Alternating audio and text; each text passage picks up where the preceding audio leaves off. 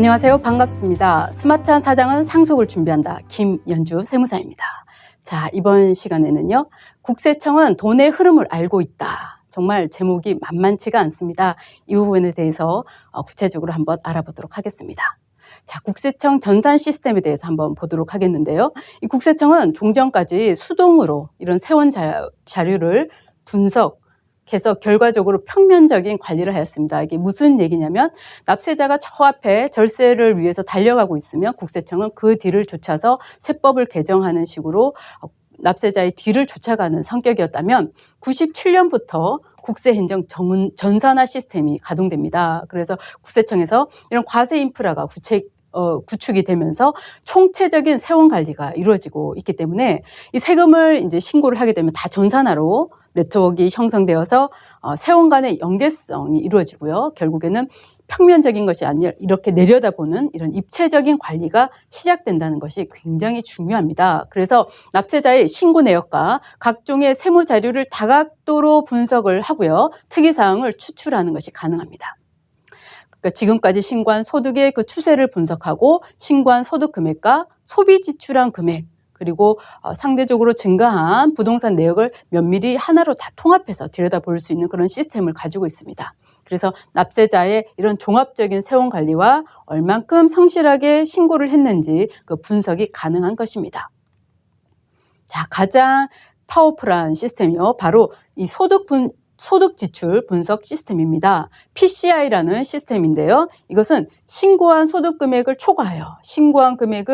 초과해서 이런 해외여행을 한다든지 과도한 소비 지출을 하는 경우이고요. 그리고 이 주식이라든지 부동산, 골프 회원권 등 이런 재산이 증가를 했다. 신고한 금액이 이런 재산 증가액과 소비 지출액을 초과해서 뭔가가 이루어졌다. 이렇게 될 때 나머지의 이 물음표는 무엇일까요?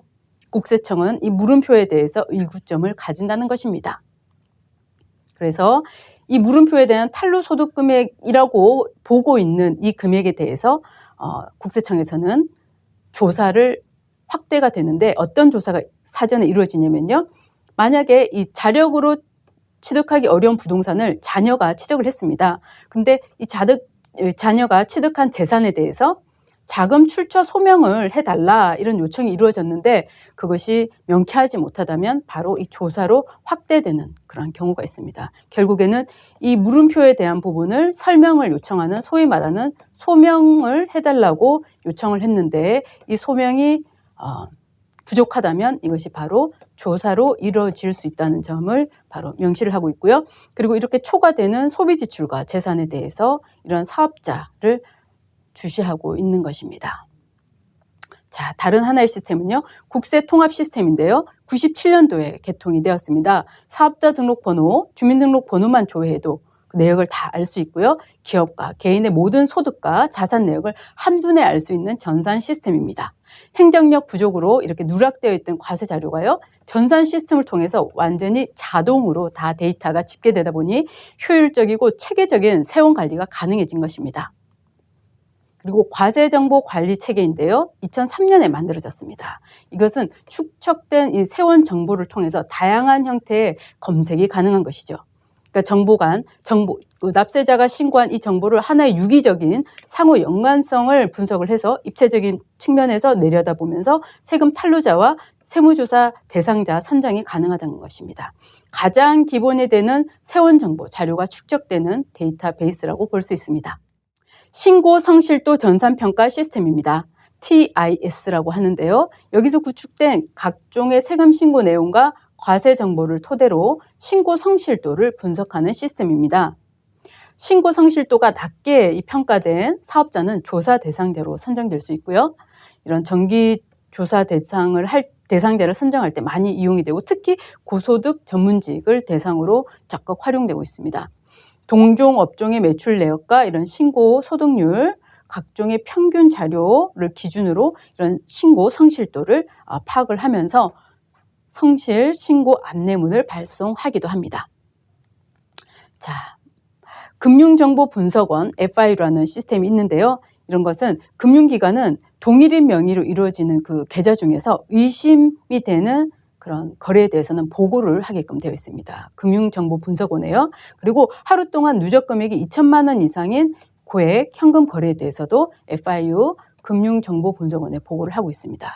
이런 FIU는 금융정보에 대한 그 흐름에 비정상적인 탈세의 어떤 감지가 있다 이럴 때는 검찰청, 국세청, 관세청에 이 자료를 통보하고요. 이런 자료는 누적된 자료를 나중에 향후에 세무조사를 할 때 적극적으로 활용하고 있다는 점 반드시 기억하셔야 됩니다. 그리고 이 고액 자산가의 엄격한 사후관리가 이루어지고 있는데요. 이런 그 재산 가액이 상속 재산 가액이 30억 원 이상인 경우로서 상속 개시일부터 5년이 되는 날까지 기간 내에 이 상속인이 보유했던 어떤 부동산, 주식, 주요 재산 가액이 다른 이런 상속 개시 당시 상속 신고를 했던 금액보다 많아진다면 혹시 상속세 신고 내역이 있어서 탄로한 거 아닌가 이런 의구심을 가지고 보게 됩니다. 그렇기 때문에 최소한 이 상속 재산이 30억 이상인 경우는 상속 조사가 끝났더라도 끝난 것이 아님을 인지하셔야 되고요. 상속받은 재산을 처분하거나 재분배할 때 주의를 하셔야 합니다. 자, 국세청은 거액의 보상금의 움직임도 주시를 하고 있습니다. 이런 토지 보상금을 거액으로 받는 경우에는요, 일정 기간 동안 이 재산의 그 변동 사항을 사후 관리하고 있습니다. 본인이나 어떤 배우자 이런 특수관계자의 재산 현황도 함께 파악하기 때문에 보상금을 수령한 사람의 재산이 특별한 이유 없이 감소했다. 그리고 배우자 등의 재산이 증가했다. 이런 때는 취득 자금에 대해서 출처를 요청하게 되는 것입니다. 따라서 이 보상금의 사용처와 이 증가한 재산의 취득 자금을 설명할 수 있는 증빙을 반드시 잘 보관하셔야 합니다. 자, 이 표는요. 이 탄로 소득을 어떻게 파악하느냐인데요. FIU에서 자료를 분석합니다.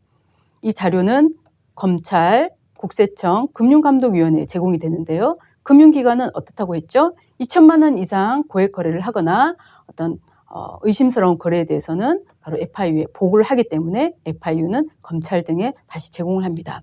이러한 자료와 PCI 소득 분석 시스템을 이용해서 재산 증가액, 소비 지출액 이 두 가지를 합한 금액이 신고 금액보다 크다면 이것을 탈루 혐의가 있는 금액으로 보고 있는 그러한 체계를 설명해 놓은 도표입니다. 그리고 이런 상속, 증여, 어떤 재산이 증가하게 되면 반드시 자금 출처에 대한 소명을 요청받게 됩니다. 이 자금 출처 조사라는 것은 그 사람의 나이, 신고된 소득, 재산 상태로 비추어서 자력으로는 도저히 불가능하다고 판단이 되지만 어떻게 해서 그 재산이 늘어났는지에 대해서 출처를 자금 원천에 대한 출처를 요청하게 되고요. 합당한 근거가 없다 이런 때는 증여로 보아서 증여세를 징수하는 그러한 조사를 말합니다. 자, 그러면 이 자금 출처로 인정받을 수 있는 항목에는 무엇이 있을까요? 근로소득, 원천징수 영수증을 제출하면 되고요. 원천징수 소득 같은 경우는 이자, 배당 이런 경우도 원천징수 영수증을 제출하면 됩니다. 사업소득, 소득세 신고서 사본, 차입금, 부채증명서, 임대보증금, 임대차 계약서, 보유한 자산을 처분했다, 매매계약서, 현금 같은 경우는 통장 사본입니다. 그리고 출처로 인정되는 금액은요. 당사자가 받았던 그 현금 내역에서 세액을 차감한 이후에 그 금액이 자금 출처로 인정받고 있는 구조입니다.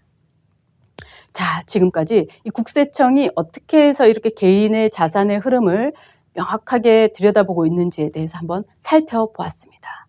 많은 시스템 중에 PCI 시스템, FIU의 그런 정보 흐름을 보고해야 되는 그런 의무, 이런 중요한 사항 반드시 기억하셔야겠습니다. 스마트한 사장은 상속을 준비한다. 김연주 세무사였습니다. 감사합니다.